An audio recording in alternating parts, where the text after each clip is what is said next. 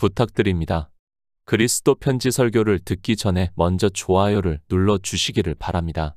잠시 수고로 유튜브 알고리즘으로 다른 사람에게 복음이 전달될 수 있습니다. 전도를 하는 마음으로 부탁드립니다. 감사합니다. 스가랴 13장 1에서 6절입니다. 그날에 죄와 더러움을 씻는 셈이 다윗의 족속과 예루살렘 거민을 위하여 열리리라. 만군의 여호와가 말하노라. 그날에 내가 우상의 이름을 이 땅에서 끊어서 기억도 되지 못하게 할 것이며 거짓 선지자와 더러운 사기를 이 땅에서 떠나게 할 것이라. 사람이 오히려 예언할 것 같으면 그 낳은 부모가 그에게 이르기를 내가 여호와의 이름을 빙자하여 거짓말을 하니 살지 못하리라 하고 낳은 부모가 그 예언할 때 칼로 찌르리라. 그 날에 선지자들이 예언할 때 그 이상을 갖기 부끄러워할 것이며 사람을 속이려고 털옷도 입지 아니할 것이며 말하기를 나는 선지자가 아니요 나는 농부라 내가 어려서부터 사람의 종이 되었노라 할 것이요. 혹이 그에게 묻기를 내 두 팔 사이의 상처는 어찌미냐 하면 대답하기를 이는 나의 친구의 집에서 받은 상처라 하리라. 하나님입니다. 우리 성도는 창조주 하나님을 믿고 있습니다. 그저 성경에서 인생의 언어로 기록이 되어 있는 창조라는 단어를 아는 것으로 창조주 하나님을 믿는다고 하지 마시기 바랍니다. 그것은 인생의 언어적 표현이고 창조가 무엇이라는 것을 알아야 합니다. 사도 요한입니다. 하나님께서는 사도 요한에게 환상으로 보여주시면서 창조에 대해서 말씀을 하고 있습니다. 요한계시록 한 장에서는 주 하나님이 가라사대 나는 알파와 오메가라 이제도 있고 전에도 있었고 장차 올 자여 전능한 자라 하시더라고 말씀을 하고 있고 22장에서는 나는 알파와 오메가여 처음과 나중이요 시작과 끝이라고 우리 인생들이 알아들을 수 있는 언어로 비유로 해서 말씀을 하고 있습니다. 알파와 오메가입니다. 인생의 언어적 표현입니다. 그래서 창조가 무엇이라는 것을 말씀을 하기 위해서 처음과 나중이요 시작과 끝이라고 말씀을 하고 있습니다. 창조를 하셨는데 그 창조하신 일의 영광을 시작부터 해서 끝까지의 모든 것을 다 이루셨다는 말씀을 하고 있습니다. 우리가 보는 성경입니다. 바로 이렇게 창조하신 일의 영광을 말씀을 하고 있고 모세의 율법에서 그리고 선지자의 예언으로 우리 인생의 언어로 예언이라는 말씀으로 하고 있다는 것을 알아야 합니다. 인생의 언어로 성경을 볼 때는 예언이지만 실상은 창조하신 일을 영광을 우리 인생들에게 알아들을 수 있는 언어로 말씀을 하고 있다는 것을 깨달아야 합니다. 인생의 철학입니다. 그 말씀이 예언과 같이 보이고 있습니다. 그러나 하나님께서는 선지자들을 감동을 해서 당신이 창조하신 일의 영광을 우리 인생들의 언어로 비유로 해서 말씀을 하고 있습니다. 그 일을 이스라엘의 조상이라고 하는 아브라함을 부르시고 그리고 그 자손 이스라엘의 역사를 통해서 말씀을 하고 있습니다. 우리 인생에게는 역사가 되겠지만 하나님께서는 시작과 끝의 어느 시점이라는 것을 말씀을 하고 있다는 것을 깨달아야 합니다. 인생입니다. 그래서 성경을 마치 이스라엘의 역사와 같이 생각을 하고 있고 거의 모든 사람들이 성경을 그렇게 보고 있습니다. 그러나 성경은 이스라엘의 역사가 아니라 시작과 끝에서 이스라엘은 어느 한순간이라는 것을 알아야 하고 그들을 통해서 창조하신 일의 영광을 말씀을 하고 있다는 것을 깨달아야 합니다. 시작과 끝입니다. 그러니까 시작부터 해서 끝까지 모든 것을 창조를 하시고 그 창조하신 일의 영광을 이스라엘을 통해서 말씀을 하고 있다는 것을 깨달아야 합니다. 성경이 인생의 철학으로는 분명히 이스라엘의 역사와 같이 보이고 있지만 실상은 그렇지 않다는 것을 알아야 하고 시작과 끝에서 이스라엘을 통해서 하나님께서 구원하시는 일을 말씀을 하고 있습니다. 선지자들입니다. 그들이 물론 하나님을 믿는다고 하는 이스라엘의 자손이라는 것을 알고 있습니다. 그러나 그들은 다 그때의 일을 비유로 해서 말씀을 하고 있다는 것을 알아야 합니다. 지금 스가랴 선지자 역시도 하나님의 감동으로 그 사람이 있는 때를 비유로 해서 말씀을 하는 사람이라는 것을 알아야 합니다. 이스라엘입니다. 그들은 비유와 예표라는 것을 그리고 우리 이방인들에게 있어서는 거울이라는 것을 알아야 합니다. 그들이 어떻게 했는가를 따라 우리 역시 그대로 한다는 것을 말씀을 하고 있습니다. 그들이 하나님을 잘 믿었으면 우리 역시 하나님을 잘 믿고 그들이 하나님을 믿지 않았으면 우리 역시 하나님을 믿지 않는다는 것을 성경을 통해서 말씀을 하고 있습니다. 인생입니다. 우리는 다 같다는 것을 알아야 합니다. 제가 이런 말씀을 하면 잘 이해를 하지 못하고 있습니다. 율법을 지키는 사람에 따라 차이가 있는데 인생을 다 같다고 하면 특히 종교 안에 있는 사람들은 도무지 이해를 하지 못하고 있는 것을 볼 수 있습니다. 우리는 피조물입니다. 우리 인생에 대해서 이는 만민에게 생명과 호흡과 만물을 친히 주시는 자이심이라 인류의 모든 족속을 한 혈통으로 만드사 온 땅에 거하게 하시고 저희의 연대를 정하시며 거주의 경계를 하나셨다고 말씀을 하고 있습니다. 우리는 다 같은 한 혈통이라는 것을 말씀을 하고 있습니다. 그러니까 우리 인생의 철학적 사상은 다 같다는 것을 말씀을 하고 있습니다. 한 혈통입니다. 그 혈통에 대해서 성경은 정의를 해주고 있습니다.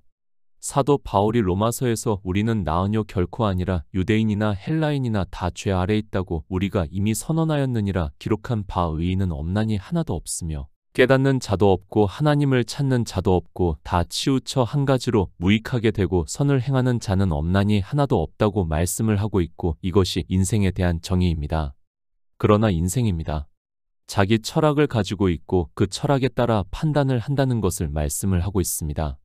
그 철학이 무엇인가 하면 율법주의라는 것을 말씀을 하고 있고 그래서 주님께서 유대인들에게 너희는 육체를 따라 판단하나 나는 아무도 판단치 않는다고 말씀을 하고 있습니다. 한 혈통입니다. 영생을 얻는 일을 말씀을 하고 있고 그래서 우리는 영생을 얻을 수 없다는 것을 말씀을 하고 있습니다. 인생의 철학으로는 어느 누구도 영생을 얻을 수 없다는 의미에서 우리는 다 같은 한 혈통이고 의인은 없나니 하나도 없으며 깨닫는 자도 없고 하나님을 찾는 자도 없다고 하나님을 믿는 자가 없다는 것이 성경적 정의라는 것을 알아야 합니다. 안 됩니다. 인생의 철학으로는 하나님을 찾고 싶어도 찾을 수 없다는 것을 말씀을 하고 있습니다. 그런데 이 시대를 보더라도 28억 명의 사람들이 예수 그리스도를 믿는다고 하고 있습니다. 그러나 성경은 어떻게 말씀을 하고 있는가 하면 하나님을 찾는 자가 그러니까 예수 그리스도를 믿는 자가 하나도 없다고 말씀을 하고 있다는 것을 깨달아야 합니다. 성경입니다. 인생의 철학을 말씀을 하고 있지 않습니다.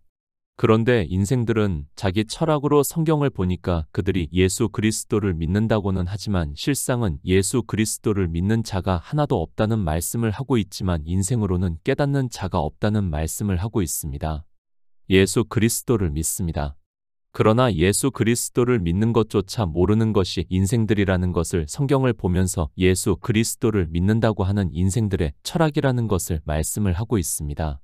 제가 아무리 이렇게 말씀을 해도 이 시대 종교 안에 있는 사람들은 제가 무슨 말씀을 하고 있는지 조차 모르고 도리어 저를 비난을 하고 자기가 예수 그리스도를 믿는다고 하고 있다는 말씀입니다. 스가랴 13장 1절입니다. 그 날에 죄와 더러움을 씻는 셈이 다윗의 족속과 예루살렘 거민을 위하여 열리리라. 성경입니다. 성경을 해석하면서 계속해서 이런 말씀들을 보고 있습니다. 지금 스가랴 선지자의 말씀도 역시 마찬가지라고 생각을 하고 있습니다. 12장의 말씀과 그리고 13장의 말씀 그리고 14장의 말씀이 편집이 잘못되었다는 것을 알고 있어야 합니다. 13장 6절까지의 말씀은 정확하게는 12장에 붙어야 하는 말씀이고 그리고 나머지 말씀들은 14장에 붙어야 하는 말씀이라는 것을 진리로 인도하심을 받는 성도는 깨달을 수 있다고 믿고 있습니다. 장절입니다. 더 이상 말씀을 하고 싶지 않습니다. 성경을 보는 데 있어서 편리함에 있어서는 저 역시 동의를 하고 있습니다. 다만 우리 성도는 종교인에 의해서 편집이 되어 있는 성경을 볼 때는 장절이 꼭 맞는다고 생각을 하지 말고 조금 더 상고를 하는 것이 옳다고 생각을 하고 있습니다. 그날입니다. 예수 그리스도의 십자가를 12장에서 말씀을 하고 있고 연결이 되어 있는 말씀이라고 생각을 하고 있습니다. 내가 다윗의 집과 예루살렘 거민에게 은총과 간구하는 심령을 부어 주리니 그들이 그찌른 바 그를 바라보고 그를 위하여 애통하기를 독자를 위하여 애통하듯 하며 그를 위하여 통곡하기를 장자를 위하여 통곡하듯 하리로다. 그 날에 예루살렘에 큰 애통이 있다고 말씀을 하고 있습니다. 성경입니다. 늘 말씀을 하지만 일관성이 있어야 합니다. 모세의 율법과 그리고 선지자의 말씀이 연결이 되어야 하고 또 주님께서 이 세상에 오셔서 아버지여 창세 전에 내가 아버지와 함께 가졌던 영화로서 지금도 아버지와 함께 나를 영화롭게 하시는 일이 일관성이 있게 말씀을 하고 있어야 우리가 성경에서 예수 그리스도를 증거를 받고 믿음으로 역사를 할 수 있습니다. 예수 그리스도의 십자가입니다. 그 일이 있은 후에 있는 일을 스가랴 선지자를 통해서 말씀을 하고 있습니다. 그렇기 때문에 저는 13장 6절까지의 말씀은 12장과 연결이 되어야 한다는 것을 말씀을 하고 있고, 실제 성경이 그렇게 기록이 되었지만 장절을 나누는 사람이 진리로 인도하심을 받지 못하고 인생의 철학에 따라 성경을 보고 장절을 나누지 않았나 생각을 하고 있습니다. 12장입니다. 예수 그리스도의 십자가를 말씀을 하고 있다는 것을 제가 굳이 일일이 다 말씀을 하지 않아도 우리 성도는 이제 성경만 보고도 쉽게 깨달을 수 있다고 믿고 있습니다. 그렇게 주님께서 이 세상에 오시고 십자가를 지시고 영으로 부활하시고 하나님 나라에 들어가시는 일을 말씀을 하고 있고, 그러므로 해서 다윗의 족속이 구원을 받는다는 말씀을 하고 있습니다. 성경입니다. 모세의 율법에서도 같은 말씀을 하고 있다는 것을 알아야 합니다. 절기를 말씀을 하고 있고, 주님께서 이 세상에 유월절 어린 양으로 드려지신다는 것을 말씀을 하고 있고, 그리고 오순절이 임하면 우리에게 성령이 오신다는 것을, 그러므로 해서 물과 성령으로 난 자가 있다는 것을 말씀을 하고 있습니다. 모세의 율법입니다. 그리고 스가랴 선지자의 말씀입니다. 다 연결이 되어 있는 말씀이라는 것을 알아야 합니다. 그리고 이제 주님께서 이 세상에 오셔서 십자가에서 죽으시고 장사 지내시고 영으로 부활하시고 하나님 나라에 들어가시고 오순절이 임함에 제자들에게 성령이 오시고 난 후에 이를 스가랴 선지자가 말씀을 하고 있다는 것을 알아야 합니다. 그날입니다. 12장부터 보면 누가 봐도 예수 그리스도께서 십자가를 지시는 일을 비유로 말씀을 하고 있다는 것을 깨달을 수 있습니다. 그리고 이제 성령이 오시는 일을 비유로 해서 스가랴 선지자가 그날의 죄와 더러움을 씻는 셈이 다윗의 족속과 예루살렘 거민을 위하여 열리리라고 말씀을 하고 있습니다. 요한복음 7장 38에서 39절입니다. 나를 믿는 자는 성경의 이름과 같이 그 배에서 생수의 강이 흘러나리라 하시니, 이는 그를 믿는 자의 받을 성령을 가리켜 말씀하신 것이라. 예수께서 아직 영광을 받지 못하신 고로 성령이 아직 저희에게 계시지 아니하시더라. 성경대로입니다. 그 일을 먼저 레위기에서 절기를 통해서 말씀을 하고 있습니다. 그러니까 유월절을 말씀을 하고 있고, 이제 50일이 지나고 나면 성령이 오시는 오순절을 말씀을 하고 있습니다. 스가랴 선지자 역시 우리가 영생을 얻는 일을 비유로 해서 말씀을 하고 있다는 것을 깨달아야 합니다. 주님께서 이 세상에 오셨습니다. 구속의 일을 이루시고 하나님 나라에 들어가십니다. 그 일을 12장 8절에서 그날에 여호와가 예루살렘 거민을 보호하리니 그 중에 약한 자가 그날에는 다윗 같겠고 다윗의 족속은 하나님 같고 무리 앞에 있는 여호와의 사자 같을 것이라고 우리가 알아들을 수 있는 언어로 비유로 해서 말씀을 하고 있습니다. 유월절입니다. 주님께서 이 세상에 오셔서 어린 양으로 들려진다는 것을 레위기에서 말씀을 하고 있습니다. 그날에 이제 오순절이 임하는 것을 말씀을 하고 있고, 그것을 스가랴 선지자는 그날의 죄와 더러움을 씻는 셈이 다윗의 족속과 예루살렘 거민을 위하여 열리리라고 말씀을 하고 있습니다. 사도 요한입니다.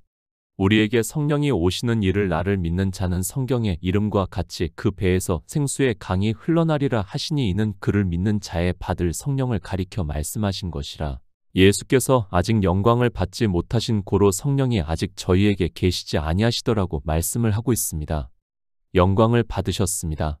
그러니까 예수 그리스도께서 십자가를 지심으로 해서 그들이 그찌른 바 그를 바라보고 그를 위하여 애통하기를 독자를 위하여 애통하듯 하며 그를 위하여 통곡하기를 장자를 위하여 통곡하듯 하는 일이 있고 나서 성령이 오시는 일을 비유로 해서 말씀을 하고 있습니다. 셈입니다. 사도 요한은 그 배에서 생수의 강이 흘러나리라고 말씀을 하고 있습니다. 주님께서 이 세상에 오셔서 제자들에게 3년 반 동안 유월절을 먹이시고 이제 십자가를 지시고 장사 지낸 뒤 3일 만에 영으로 부활하시고 난 후에 하나님 나라로 들어가시고 성령이 오신다는 것을 말씀을 하고 있습니다. 다윗 족속입니다.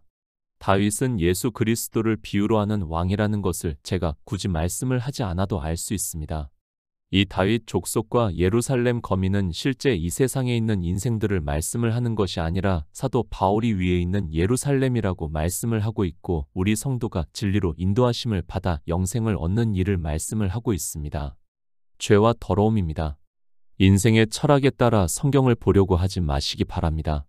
그 철학으로는 아무리 성경을 보아도 무슨 말씀을 하고 있는지를 모르게 되어 있습니다.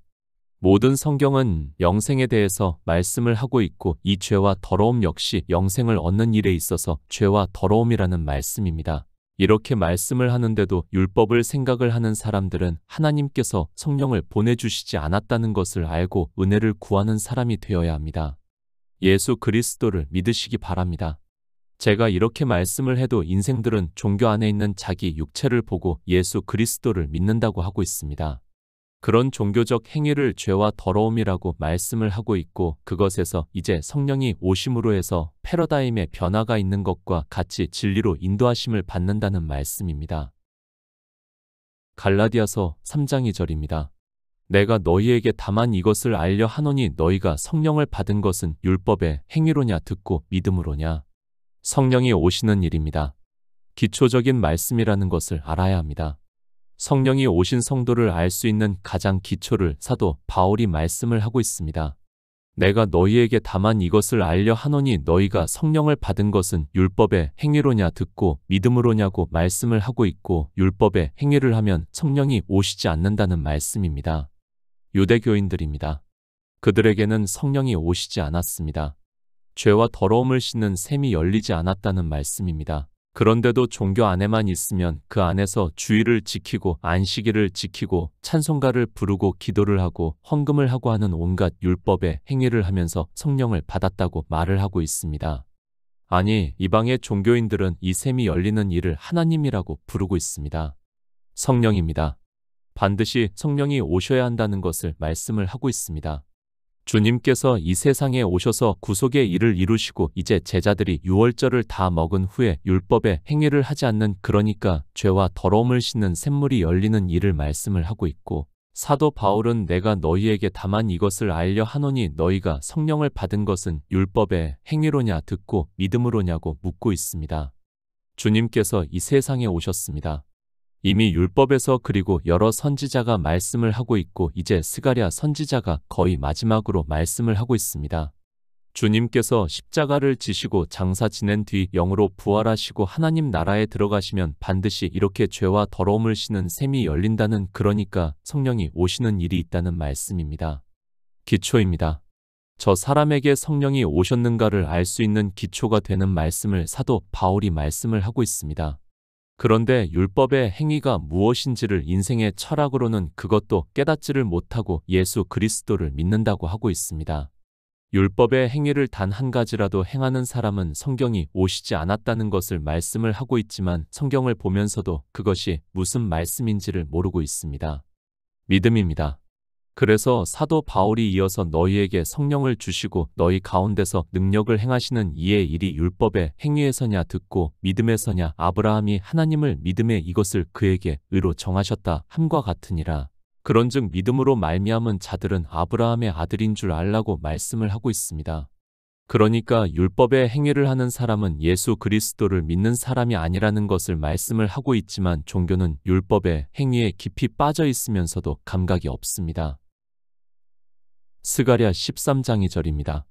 만군의 여호와가 말하노라 그날에 내가 우상의 이름을 이 땅에서 끊어서 기억도 되지 못하게 할 것이며 거짓 선지자와 더러운 사기를 이 땅에서 떠나게 할 것이라. 스가랴 13장입니다. 성령이 오시고 난 후에 이를 말씀을 하고 있습니다. 그러니까 우리 성도들에게 성령이 오시면 모든 진리 가운데로 인도하심을 받아 교회 안에 있는 일을 분별할 수 있다는 말씀을 하고 있습니다.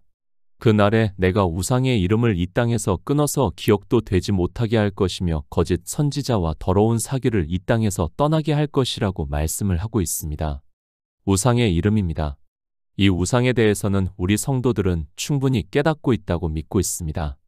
율법의 행위가 우상이 되고 있고 인생들이 종교 안에서 누가 율법의 행위를 잘하면 그것을 따라하고 싶어 하고 있고 그것이 우상이라는 것을 말씀을 하고 있지만 우상이 무엇인지를 모르고 초등학생과 같이 마리아 상을 그리고 부처상을 보고 우상이라고 하고 있습니다. 그것도 우상입니다. 그것은 보이는 우상입니다. 그러나 그 우상보다 영적인 우상이 더 문제가 된다는 것을 알아야 합니다. 대표적인 우상이 제가 어렸을 때만 해도 종교인들이 철강 왕 록펠러의 이야기를 하고 그가 어떻게 11조를 했는가를 말을 했고 그래서 그 말을 들은 사람들은 자기도 그렇게 하고 싶어서 우상을 따라 했고 지금도 그렇다는 것을 알고 있습니다. 성령이 오셔야 합니다. 그런 성도만이 우상이 무엇이라는 것을 깨달을 수 있다는 말씀을 하고 있습니다. 이 시대 종교를 보시기 바랍니다. 거의 다 우상을 섬기고 있으면서도 그것이 우상이라는 것도 모르고 있습니다. 그러나 그날에는 성령이 오시는 날에는 교회 안에 있는 우상을 그리고 거짓 선지자를 그리고 거짓 영이 무엇이라는 것을 깨달을 수 있다는 말씀입니다. 성령이 오셔야 합니다. 성령이 오시지 않으면 그는 우상을 섬기면서도 그것이 우상이라는 것도 모른다는 말씀입니다. 그런 그들이 거짓 선지자의 말에 그러니까 거짓 영에 쏘가 사망의 길로 가면서도 그것을 모르고 있습니다. 그래서 그날에 성령이 오시는 날에는 우리 성도가 이제 모든 진리 가운데로 인도하심을 받아 우상에서 그리고 거짓 선지자에게서 벗어날 수 있다는 말씀입니다. 스가랴 13장 3절입니다. 사람이 오히려 예언할 것 같으면 그 낳은 부모가 그에게 이르기를 내가 여호와의 이름을 빙자하여 거짓말을 하니 살지 못하리라 하고 낳은 부모가 그 예언할 때 칼로 찌르리라. 요한복음 8장 44절입니다. 너희는 너희 아비 마귀에게서 났으니 너희 아비의 욕심을 너희도 행하고자 하느니라. 저는 처음부터 살인한 자여 진리가 그 속에 없으므로 진리에 서지 못하고 거짓을 말할 때마다 제 것으로 말하나니 이는 저가 거짓말장이요 거짓의 아비가 되었음이니라. 교회입니다.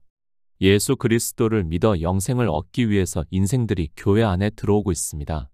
그 대표적인 종교를 유대교라고 할 수 있습니다. 그 유대교를 주님께서 이 세상에 오셔서 너희는 너희 아비 마귀에게서 났으니 너희 아비의 욕심을 너희도 행하고자 하느니라. 저는 처음부터 살인한 자여 진리가 그 속에 없으므로 진리에 서지 못하고 거짓을 말할 때마다 제 것으로 말하나니 이는 저가 거짓말장이요 거짓의 아비가 되었다고 말씀을 하고 있습니다. 거짓말입니다. 인생의 철학으로 이 거짓말을 분별할 수 있습니까? 절대 불가능하다는 것을 알아야 합니다. 오직 성령이 오신 성도만이 교회 안에서 하는 거짓말을 분별을 할 수 있습니다. 거짓말은 바로 율법을 지키라는 말을 하고 있고 그래서 유대인들이 율법주의에 빠졌고 그것은 인생들이 예수 그리스도를 믿는다고 하면서 지금도 그렇게 하고 있습니다. 율법의 행위입니다. 율법을 지키라고 하고 있습니다. 성경을 그렇게 보고 전한다는 말씀을 스가랴 선지자는 사람이 오히려 예언할 것 같으면 그 낳은 부모가 그에게 이르기를 내가 여호와의 이름을 빙자하여 거짓말을 하니 살지 못하리라 하고 낳은 부모가 그 예언할 때에 칼로 찌르리라고 말씀을 하고 있고 성령이 오시면 그가 거짓말을 하는 것을 알고 그가 죽는다고 말씀을 한다는 뜻입니다. 인생의 철학입니다. 그리고 이제 성령이 오시면 알게 되는 일을 비유로 해서 스가랴 선지자가 말씀을 하고 있습니다. 인생들은 유대인들과 같이 율법을 지키라고 하고 있고 그것을 주님께서는 거짓말이라고 말씀을 하고 있지만 누가 율법을 지키라고 말을 하는 것을 거짓말로 알아들을 수 있습니까? 그러나 성령이 오시면 그것이 거짓말이라는 것을 알고 영생을 얻을 수 없다고 말을 한다는 말씀입니다. 스가랴 13장 4절입니다. 그 날에 선지자들이 예언할 때 그 이상을 각기 부끄러워할 것이며 사람을 속이려고 털옷도 입지 아니할 것이며 공동번역입니다. 그 날이 오면 예언자들은 환상을 보고 예언하는 것을 부끄럽게 여겨 속임수로 입던 털옷을 걸치지 못하고 교회 안에 있는 일입니다. 스가랴 선지자는 이제 주님께서 십자가를 지시고 장사 지내시고 3일 만에 영으로 부활하시고 하나님 나라에 들어가시면 오순절이 임하고 성령이 오신다는 것을 말씀을 하고 있고 그렇게 성령이 오시면 우리 성도가 분별하는 일을 말씀을 하고 있습니다. 예수 그리스도입니다. 우리가 이제는 다 기록이 되어 있는 성경을 보고 있습니다. 그러니까 창조하신 일의 영광을 다 이루신 일을 성경에서 보고 있고 진리로 인도하심을 받아 믿음으로 역사를 해서 영생을 얻고 있습니다. 성령이 오시면 이렇게 믿음으로 역사를 해서 영생을 얻는다는 말씀을 하고 있습니다. 종교입니다. 그런데 그들이 아직까지도 예언을 하고 있다는 말씀을 하고 있습니다. 우리 성도는 창조하신 일의 영광을 성경에서 보고 진리로 인도하심을 받아 믿음으로 역사를 하고 있습니다. 그런데 종교 안에 있는 사람들이 자기가 환상을 보았다고 하면서 하나님 나라라고 하면서 예언을 하고 있습니다. 우리 성도입니다. 하나님께서 성령을 보내주심으로 해서 성경 말씀을 보고 영생을 얻은 자 되었습니다. 그런데 종교인들이 예언을 한다고 하고 있고 심지어는 자기가 환상을 보았다고 하고 있고 사람들을 속이고 있는 것을 본다는 말씀을 하고 있고, 그러나 우리 성도는 더 이상 그런 사람들의 말을 듣고 속지 않는다는 것을 말씀을 하고 있고, 우리 성도에게는 그들이 선지자들이 예언할 때 그 이상을 각기 부끄러워할 것이라는 말씀입니다. 성령이 오셔야 합니다. 반드시 성령이 오신 성도들만이 거짓 선지자들이 예언을 하고 환상을 보았다고 하면서 지옥을 이야기를 하고 천국을 이야기를 하지만 우리 성도는 그들에게 속지 않으니까 그들이 부끄러워한다는 말씀을 하고 있습니다. 그러나 성령이 오시지 않는 사람들에게는 그들이 속인다는 것을 이 시대 종교를 보면 깨달을 수 있습니다. 스가랴 13장 5절입니다. 말하기를 나는 선지자가 아니요 나는 농부라 내가 어려서부터 사람의 종이 되었노라 할 것이요. 성령입니다. 하나님께서 우리 성도에게는 성령을 보내주심으로 해서 모든 진리 가운데로 인도하심을 받고 있습니다. 그런데 이 시대 종교 안에서 예언을 하는 자들이 있고 그들은 거짓을 말하고 있고, 그런 그들을 분별할 수 있기 때문에 어느 예언자라도 자기가 예언자 행세를 하거나 계시를 본 것을 자랑하지 못한다는 말씀을 하고 있습니다. 그날입니다. 우리에게 성령이 오시는 날을 말씀을 하고 있고, 이렇게 성령이 오시면 종교에서 예언을 하는 자는 우리 성도에게는 예언을 하려고 하고 있지만 그것을 자랑할 수 없다는 말씀을 하고 있습니다. 왜 우리 성도가 이미 다 알고 있는데 그들은 마치 세상에서 거짓 예언을 하는 자가 창피를 당하는 것과 같은 상황이라는 말씀을 하고 있습니다. 선지자입니다. 우리 성도는 진리로 인도하심을 받고 있습니다. 그리고 우리 성도가 바로 말씀을 전하게 되면 자기를 핑계를 하는 것과 같이 말을 하고 있고, 그런 그들이 나는 선지자가 아니요 나는 농부라 내가 어려서부터 사람의 종이 되었노라 할 것이라는 말씀입니다. 우리 성도입니다. 진리로 인도하심을 받고 있습니다. 그런 그들에게 거짓 선지자가 말을 한다고 해서 듣지 않는다는 말씀을 하고 있고, 그것은 마치 나는 선지자가 아니요 나는 농부라 내가 어려서부터 사람의 종이 되었노라 말하는 것과 같이 핑계를 대는 것과 같이 한다는 말씀입니다. 성령입니다. 반드시 성령을 받아야 한다는 것을 말씀을 하고 있습니다. 예수 그리스도께서 이 세상에 오셔서 모든 구속의 일을 이루시고 난 후에는 그날의 죄와 더러움을 씻는 셈이 다윗의 족속과 예루살렘 거민을 위하여 열림으로 해서 종교 안에 있는 사람들이 이와 같이, 그러니까 2절부터 6절의 말씀과 같이 한다는 것을 말씀을 하고 있습니다. 스가랴 13장 6절입니다. 혹이 그에게 묻기를 내 두 팔 사이의 상처는 어찌미냐 하면 대답하기를 이는 나의 친구의 집에서 받은 상처라 하리라. 세 번역입니다. 어떤 사람이 그에게 가슴이 온통 상처투성이인데 어찌 된 일이요? 하고 물으면 그는 친구들의 집에서 입은 상처요 하고 대답할 것이다. 비유입니다. 그러니까 성령을 받은 우리 성도가 예언을 하고 거짓을 말하는 자의 말에 대해서 분별을 하게 되면 그들이 핑계를 대는 것과 같이 이야기를 하다는 말씀을 하고 있습니다. 혹이 그에게 묻기를 내 두 팔 사이의 상처는 어찌미냐고 분별을 하고 있고, 이 말씀은 너도 구원을 받은 자가 아니라는 것을 묻고 있다는 말씀입니다. 그런 사람입니다. 이는 나의 친구의 집에서 받은 상처라고 말을 하고 있고, 내가 아니라 내 친구로 인하여 내가 복음을 듣고 예언을 한다고 말을 하고 있다는 말씀이고, 그러니까 진리로 인도하심을 받은 성도가 내가 진리로 인도하심을 받지 못한다고 하면 그 말에 친구의 핑계를 댄다는 말씀을 하고 있습니다. 분별입니다. 이 세상에는 거짓으로 예언을 하는 자들이 너무 많다는 것을 알고 있어야 합니다. 그러나 그것은 인생의 철학으로는 분별할 수 있는 능력이 없다는 것을 또한 바로 알아야 합니다. 반드시 하나님께서 성령을 보내주셔야 한다는 말씀을 하고 있습니다. 스가랴 선지자입니다. 주님께서 이 세상에 오시기 전에 거의 마지막 선지자라고 해도 틀리지가 않습니다. 주님께서 이 세상에 오시고 그리고 난 후에 우리 성도들에게 성령이 오시면 일어나는 일을 말씀을 하고 있습니다. 성령을 받아 모든 진리 가운데로 인도하심을 받아 거짓 선지자들을 분별해서 오직 믿음으로 역사를 해서 영생을 얻는 성도가 되시기를 부탁드립니다.